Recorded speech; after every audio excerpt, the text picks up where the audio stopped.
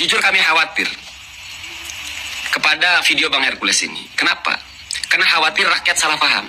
Karena begini Bang Hercules, kalau Bang Hercules ini menyampaikan sebagai warga negara Republik Indonesia yang menyampaikan pendapatnya, itu berarti hak Bang Hercules, kita menghormati. Yang khawatir itu kami salah paham. Bang Hercules diminta aguan untuk membackingi, untuk melindungi berjalannya proses, untuk menghalau orang-orang yang menolak. Nah, maka kami anggapkan itu ngajak perang namanya. Nah, yang kita khawatirkan kesalahpahaman itu. Sekali lagi Bang Hercules, suara dan pendapat Bang Hercules jika berbicaranya sebagai warga negara Republik Indonesia, itu berarti hak Bang Hercules dan kami pun berhak menghormati pendapat itu. Tapi yang saya khawatirkan, jika sampai rakyat Banten menganggap negara melibatkan ormas Bang Hercules, khawatir ada yang salah paham, dianggap itu sebagai sebuah ajakan berperang. Itu yang kita khawatirkan.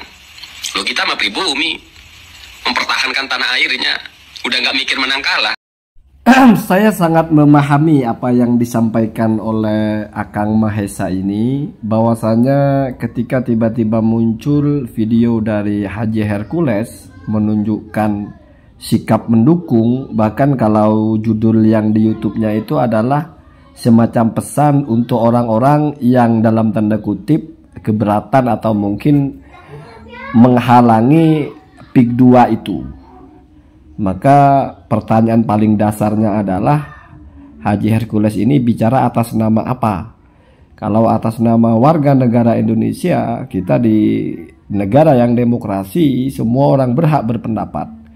Tetapi memang di sini sangat mungkin ada anggapan atau dugaan kalau Bang Hercules ini adalah orang yang hanya sedang bekerja untuk melakukan sesuatu, ya semacam membackup atau melakukan pembelaan atau perlindungan.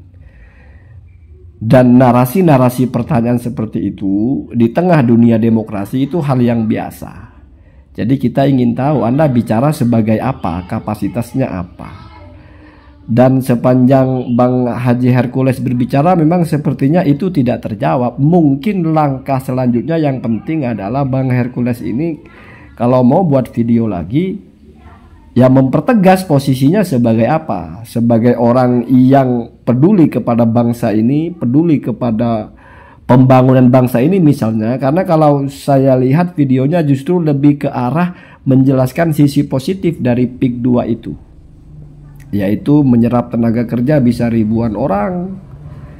Artinya ada narasi-narasi yang bisa diterima semua orang kalau difahami dengan benar bahwa itu adalah untuk menyerap tenaga kerja. Hanya sekali lagi, terkadang sesuatu itu masih dilihat juga siapa yang berbicara dan kepentingannya apa. Nah, itu menarik ya, karena begini, saya kira kita sepakati dulu bahwasanya bukan hal yang baik ya.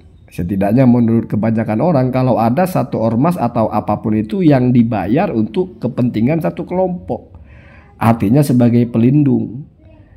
Karena ya wallahu a'lam, ini adalah sesuatu yang sifatnya adalah dugaan, dan itu dugaan yang tidak baik tentu saja. Dibayar sebagai pelindung satu kelompok, sehingga apapun yang terjadi tidak bicara statusnya kelompok itu apa, apakah merusak atau apa, tapi pokoknya sudah akadnya dibayar dan harus membela. Nah, itu adalah hal yang tidak baik. Nah, ketika seseorang ada kemungkinan di posisi itu, maka keharusan dari orang tersebut adalah mempertegas. Ada falsafah dalam agama Islam itu, man arada nafsahu alat tuhmah fala yalumanna man asa'a bihi dhannah.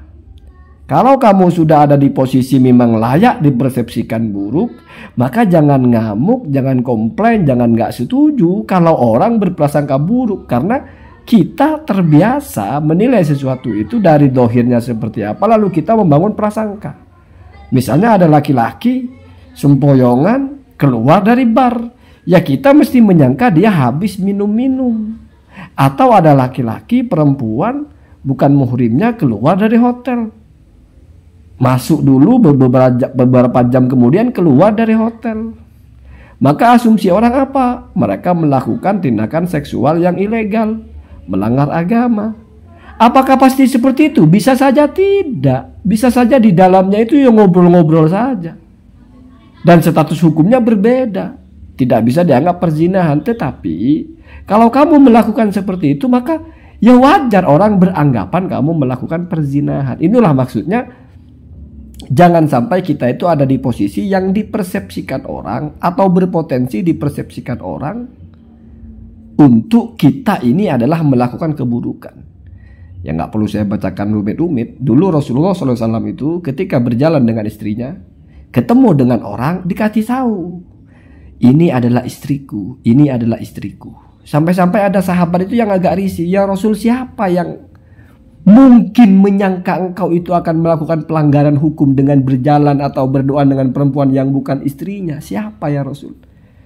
Tapi oleh Rasul dijelaskan, ya inilah ajarannya gitu. Ya mungkin kamu enggak, tapi bisa jadi orang lain berpikir seperti itu. Artinya apa? Tutup semua kemungkinan, tutup semua akses, tutup semua pintu-pintu persepsi, di mana itu arahnya adalah persepsi yang buruk. Jadi langkah terbaiknya biar ini enggak menjadi semacam panas-panasan perang, ya mungkin Haji Hercules mempertegas sebagai apa? Sebagai anak bangsa, karena kita ini sudah lintas, tidak ada rasis. Mau orang manapun tinggal di manapun sudah nggak ada bedanya. Mau orang situ tinggal di situ, orang mana, pendatang tidak pendatang, satu negara ini adalah statusnya sama sebagai putra putri bangsa. Maka kalau Anda menyuarakan sesuatu, cukup dipertegas saja statusnya sebagai apa. Orang yang bekerja kepada satu kelompok, atau tidak seperti itu, tetapi dalam statusnya sedang ingin memperjuangkan, sedang ingin menegakkan, sedang ingin membela sesuatu yang memang Anda anggap benar. Ya. Artinya narasi-narasi ini positif untuk masyarakat Banten, ini positif untuk masyarakat Jakarta, ini positif untuk negara Indonesia. Biar di Jakarta ada pemukiman yang mewah, yang bersih. Di situ nanti menyerap tenaga kerja, ya jadi pembantu rumah tangganya atau jadi pelayan tokonya. Karena kalau pemilik itu kan bukan menyerap tenaga kerja, itu yang memiliki lagian agak sulit ya. Ya walaupun semua bisa, orang Indonesia itu tidak mesti orang Cina yang kaya, orang Indonesia juga ada yang kaya ya. Nah, kita jangan terlalu merendahkan yang kaya-kaya cuma orang Cina, enggak juga. Orang manapun ada yang kaya-kaya orang Indonesia itu. Orang Madura ada, orang Padang ada, orang Jawa ada, orang mana-mana ada. Ya. Jadi ya itu adalah kita tidak ingin ada clash, kita tidak ingin, karena untuk apa? Kalau solusinya harus clash, itu bukan solusi. Itu justru mengatasi masalah dengan masalah. Jadi semua harus dibicarakan dengan baik-baik. Tidak boleh ada kekerasan, tidak boleh ada premanisme, tidak boleh ada preman atau apapun yang melindungi sesuatu yang dilawan semua orang. Kalau Anda ingin membela sesuatu, jangan atas nama premanisme, jangan atas nama seperti orang yang dibayar untuk melindungi sesuatu sehingga tidak mau tahu itu baik atau buruk. Pokoknya ini harus dilindungi, siapapun yang menghambat, siapapun yang menghalang-halangi harus dilibas.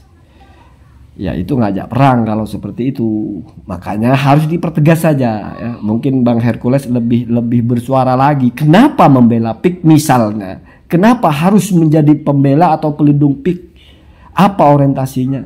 Kalau misalnya dipertanyakan tentang statistiknya, benar kak klaim akan menyerap tenaga kerja? Di-compare dengan fakta-fakta, seperti apa realitasnya? Karena orang itu belajar dari keadaan. Kadang-kadang ada satu proyek ini menyerap tenaga kerja, ini begini, ini begitu.